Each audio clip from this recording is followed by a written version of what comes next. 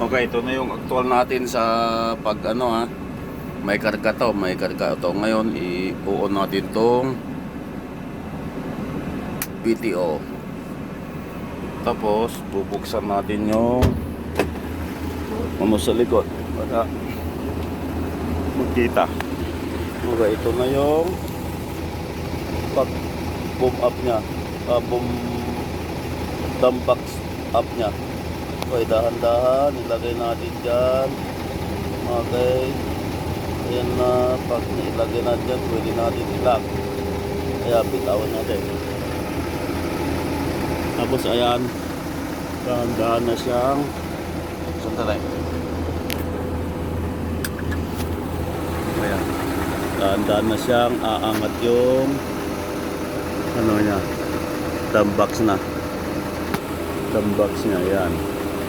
Dahan-dahan na siyang pataas. Okay. Yan. Sa mga gustong matuto sa pag-operate ng dump truck, madali lang. Dalawa lang yung gagalawin. Ito at saka yung PTO niya. Ayan. Nakaano na siya. Nakataas na. Ngayon, pagka naano na siya, gagawin natin, i-off natin tong, pwede natin i-off tong PTO. Saka ibalik natin ito, pugutin natin ito pataas, then lagay natin naman dito sa harap. Yan. Yan. Para dahan-dahan siyang bababa yung dump box niya. Yan. Ayan.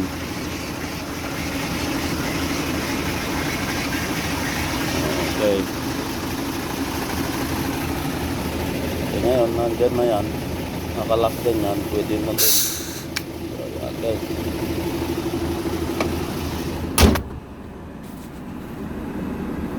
Release, maxi, then abante.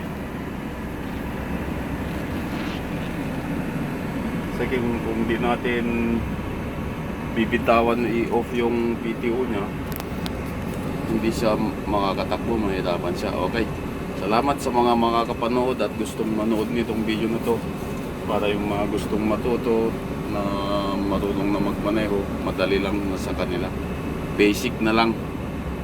Okay, bye bye. Para lamang naman to sa mga gustong matuto at willing din na magmaneho, mag-aaral sa pagmamaneho para matutunan din nila. Basic na lang sa kanila to pagka na marunong na sila magmaneho.